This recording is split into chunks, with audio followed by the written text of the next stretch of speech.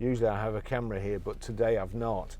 So let me just check. I can see from there. Can I see my mobile? Yes, I can. Right. So we'll start again. So first of all, we make sure Bluetooth is on.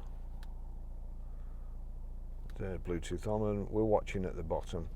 Here we go to setup. You've got phone settings and Bluetooth connection. So the rotary wheel here, we turn to Bluetooth connection.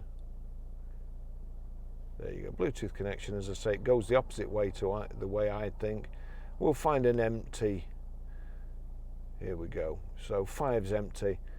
Click on that.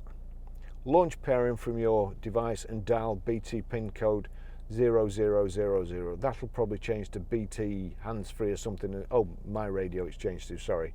So my radio, click on my radio.